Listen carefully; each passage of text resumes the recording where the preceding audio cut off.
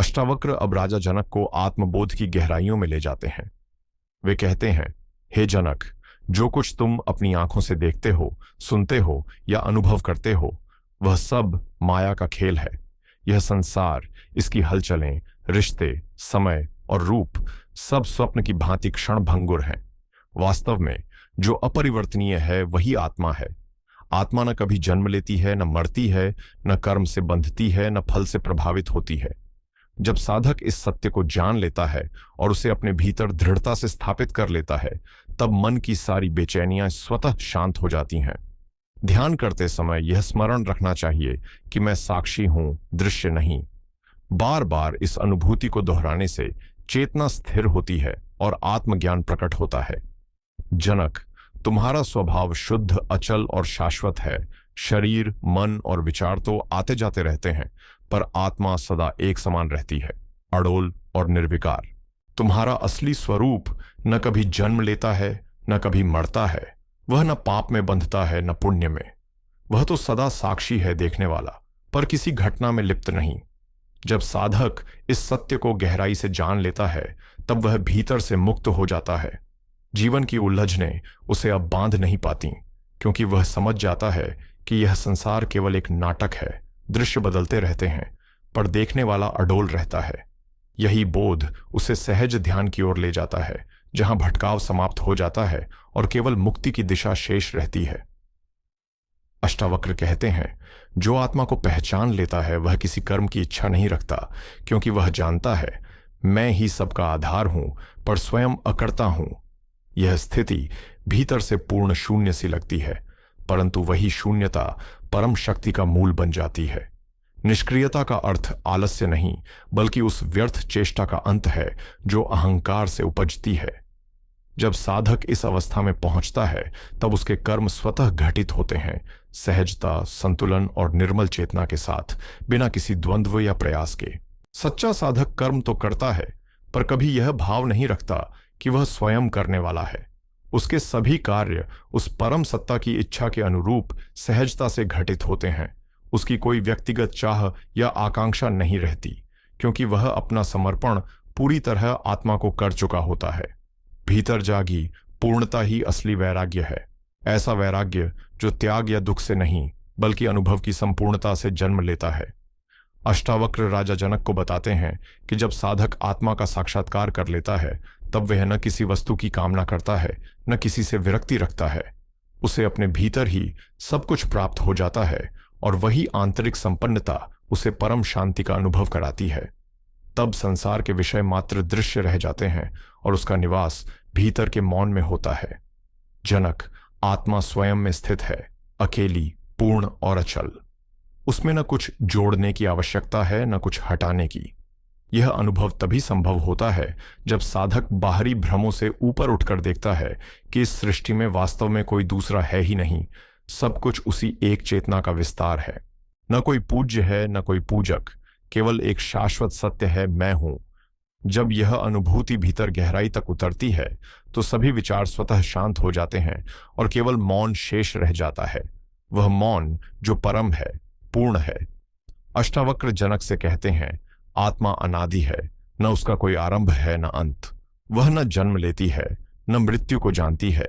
इसे केवल समझना नहीं, भीतर अनुभव करना आवश्यक है। आत्मा सदैव नित्य, शुद्ध, बुद्ध और मुक्त है। जब साधक इस सत्य को अपने भीतर उतार लेता है, तब वह जन्म और मृत्यु के भ्रम से परे हो जाता है।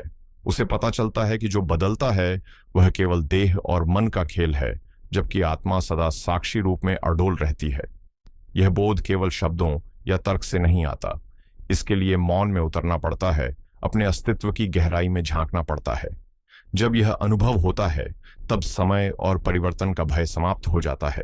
मृत्यु अब डर नहीं रह जाती, वह बस एक स्वप्न समान प्रतीत होती है, और तब भीतर केवल शांति, स्थिरता और संतुलन का सागर रह जाता है। वही सच्चा आत्मबोध है। यही आत्मबोध की यात्रा का प्रथम चरण है।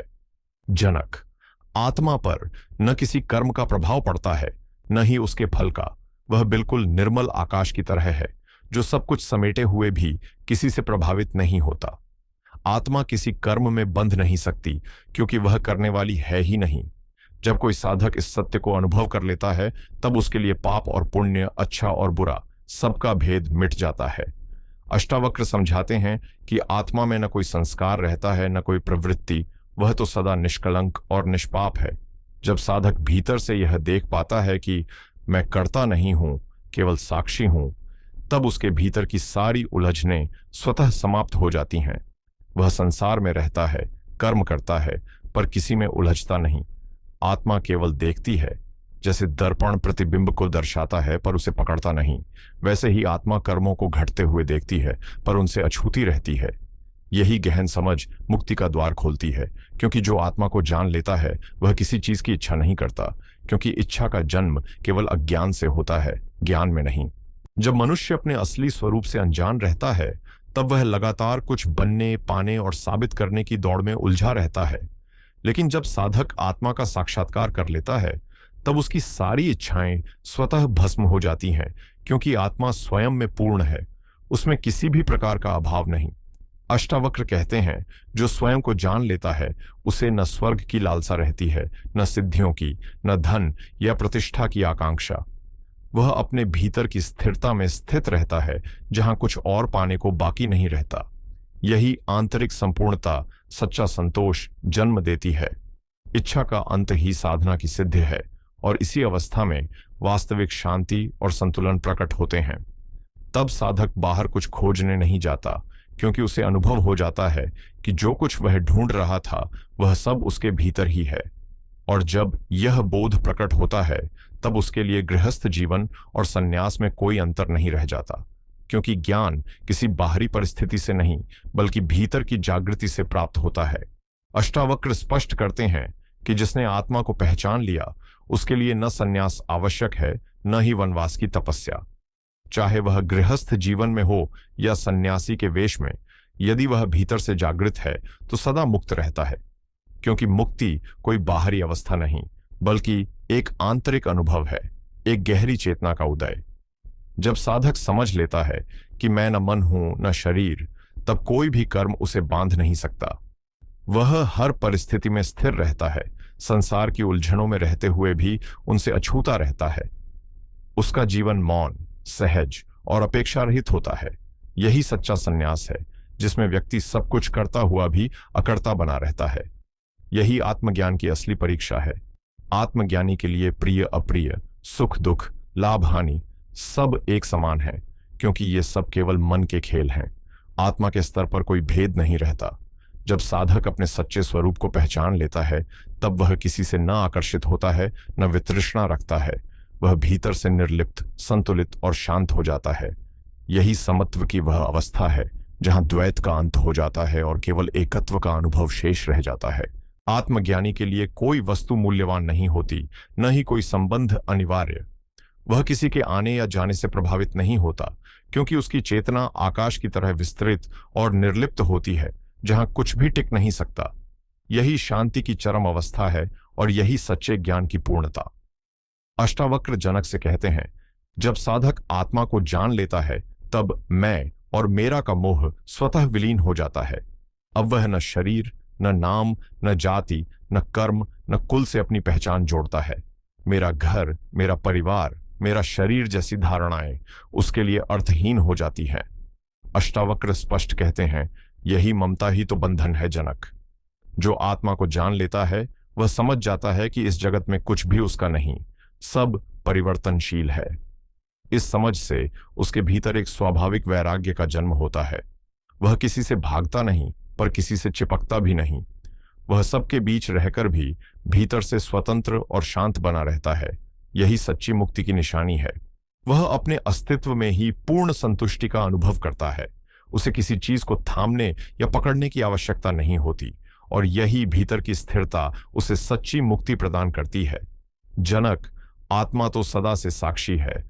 वह न देखती है न बदलती, बस स्थित रहती है, अचल और निरपेक्ष। अष्टावक्र बार बार यही बताते हैं कि आत्मा देखने की अवस्था है, निर्णय या विचार की नहीं। वह वैसे ही देखती है जैसे कोई अटल पर्वत अनंत आकाश को निहारता हो। जब साधक इस गहराई से समझ लेता है कि मैं न देह हूं न मन, केवल साक्षी हूं, तब भीतर की सारी हलचलें शांत पड़ने लगती हैं। विचार, क्रोध, मोह सब आते जाते रहते हैं, पर आत्मज्ञानी उन्हें बस देखता है, पकड़ता नहीं।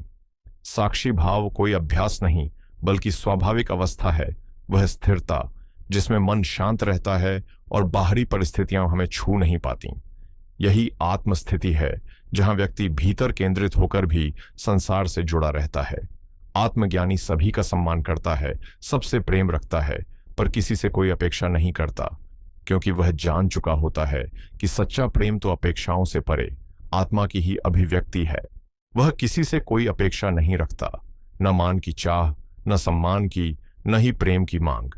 उसका प्रेम भीतर से उमड़ता है, पर वह उसमें लिप्त नहीं होता, क्योंकि उसने जान लिया है कि सभी आत्माएं एक ही परम सत्य की ज्योति से प्रकाशित हैं। वह दूसरों को वैसे ही देखता है जैसे कोई शांत सरोवर में अपना प्रतिबिंब देखे, बिना तुलना, बिना निर्णय। उसके लिए कोई बड़ा या छोटा नहीं होता। यही समदृष्टि उसके भीतर करुणा और गहरी शांति को जन्म देती है। आत्मज्ञानी संसार में रहता है, लोगों के बीच चलता है, पर भीतर से उनसे परे होता है।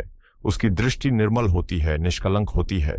जनक, आत्मा न भूत में है न भविष्य में, वह केवल वर्तमान में विद्यमान है। आत्मा कालातीत है, समय के प्रवाह से परे। आत्मज्ञानी उसी वर्तमान में जीता है। वह न बीते कल की स्मृतियों में भटकता है, न आने वाले कल की चिंता में उलझता है। जब साधक यह समझ लेता है कि समय केवल मन की कल्पना है, तब वह आत्मा की उस शाश्वत अवस्था को छू लेता है, जहां सिर्फ अभी है, न आरंभ न अंत। यही वर्तमान ही मुक्ति का द्वार है, और भूत भविष्य केवल माया के पर्दे हैं जो सत्य को ढंक देते हैं। आत्मा उन सब सीमाओं से परे है, अचल, स्थिर और अविचल। यही कारण है कि आत्मज्ञानी सदा स्थायी आनंद में स्थित रहता है। उसके लिए यह संसार एक स्वप्न के समान प्रतीत होता है, जहां घटनाएं, वस्तुएं और संबंध बस अस्थायी दृश्य बनकर आते जाते रहते हैं। अष्टावक्र कहते हैं, जैसे नींद खुलने पर स्वप्न निरर्थक लगता है, वैसे ही आत्मबोध के बाद जीवन का पूरा नाटक माया का खेल प्रतीत होता है। इसका अर्थ संसार से भागना नहीं, बल्कि भीतर से उससे मुक्त हो जाना है। आत्मज्ञानी समझता है कि जो कुछ दृष्टिगोचर है वह क्षणभंगुर है, और उसमें स्थायित्व खोजने का प्रयास अज्ञान है। यही समझ उसे भीतर से स्थिर, गहरा और निडर बनाती है। वह संसार में रहते हुए भी उससे ऊपर उठ जाता है। यही अंतर्दृष्टि सच्चे वैराग्य का रूप है। जनक, जो कुछ हमारे जीवन में घटित होता है, सुख दुख, लाभ हानि, जन्म मृत्यु, वह सब केवल देह और मन के स्तर पर चलता है। आत्मा इनमें से किसी से स्पर्शित नहीं होती। यह गहरी अनुभूति ही आत्मज्ञानी को शांत, निस्पृह और अडोल बनाए रखती है। वह जानता है कि जैसे आग लगने पर धुआं उठ सकता है, पर आकाश कभी नहीं जलता, वैसे ही मन में हलचल हो सकती है, पर आत्मा सदा अडोल और स्थिर रहती है। इस गहरी समझ से आत्मज्ञानी जीवन के उतार चढ़ावों में विचलित नहीं होता। वह सब कुछ देखता है, जानता है, पर किसी बात में उलझता नहीं। यही सच्ची निर्लिप्तता है। जनक, आत्मा के स्तर पर कोई बंधन नहीं होता। बंधन केवल अज्ञान में है। जो कहता है कि वह बंधा है, वह केवल अपने मन के भ्रम को व्यक्त कर रहा होता है। अष्टावक्र समझाते हैं कि आत्मा कभी बंधी ही नहीं, वह जन्म और मृत्यु के पार है। बंधन केवल विचारों की परतों में है। मैं यह हूं, मुझे यह करना है, मुझे मुक्त होना है। जब साधक समझ जाता है कि ये सब मन की धारणाएं हैं और मैं उनका साक्षी मात्र हूं, तब वास्तविक मुक्ति स्वतः प्रकट हो जाती है। इसलिए मुक्ति पाने की इच्छा भी छोड़नी पड़ती है, क्योंकि ज्ञान यह नहीं कहता कि मुक्त हो जाओ, बल्कि यह प्रकट करता है कि तुम तो पहले से ही मुक्त हो। जब यह सत्य भीतर उतरता है, तब सारे बंधन मिट जाते हैं। आत्मज्ञानी न करता है न करवाता है, और फिर भी सब कुछ उसके माध्यम से सहज रूप से घटित होता रहता है। अष्टावक्र समझाते हैं कि आत्मज्ञानी कर्म करते हुए भी वास्तव में अकर्ता होता है। उसे भली भांति ज्ञात होता है कि शरीर संसार के कार्यों में संलग्न है, पर आत्मा केवल साक्षी मात्र है। वह कुछ नहीं करती, बस देखती है। यही समझ उसे कर्मों के फल से असंबद्ध रखती है। जैसे कोई अभिनेता मंच पर आंसू बहाता है, पर भीतर जानता है कि वह केवल अभिनय कर रहा है, वैसे ही आत्मज्ञानी जीवन के सभी प्रसंग निभाता है, पर भीतर से पूरी तरह मुक्त रहता है। वह कर्म करता नहीं, केवल कर्म को घटित होते हुए देखता है। यही निष्काम भाव उसे बंधनों से परे ले जाता है। उसके कर्म सहज, स्वार्थ रहित और प्रेरणाहीन होकर होते हैं। यही सच्चे योग का सार है। जनक, आत्मा न सुखी होती है न दुखी, वह तो केवल शुद्ध चेतना का प्रकाश है। सुख दुहक का अनुभव मन करता है, आत्मा नहीं। अष्टावक्र इस भ्रम को तोड़ते हैं कि आत्मा को पीड़ा होती है। आत्मा तो साक्षी है, जो शरीर के दर्द और मन की तरंगों को बस देखती है पर उनसे स्पर्शित नहीं होती। जब साधक यह अनुभव करता है कि उसके भीतर एक ऐसा अचल केंद्र है जो बचपन से अब तक कभी नहीं बदला, तब वह उस निश्चल चेतना से जुड़ जाता है। वही उसकी आत्मा है, जो सदा शांत, सदा प्रकाशमय है। उस अवस्था में न कोई पीड़ा होती है, न कोई कमी, केवल असीम शांति, मौन और आनंद का निरंतर प्रवाह होता है। ऐसा आनंद जो किसी वस्तु, व्यक्ति या परिस्थिति पर निर्भर नहीं करता। आत्मा मात्र अस्तित्व का निर्मल बोध है, जहां न कोई क्रिया है, न इच्छा, न विरोध। अष्टावक्र का यह संदेश गहन और अतल है। आत्मा किसी भी कर्म में भाग नहीं लेती, न कुछ पाना चाहती है, न कुछ बदलने की आकांक्षा रखती है। वह बस है, पूर्ण, समग्र और निर्विकार।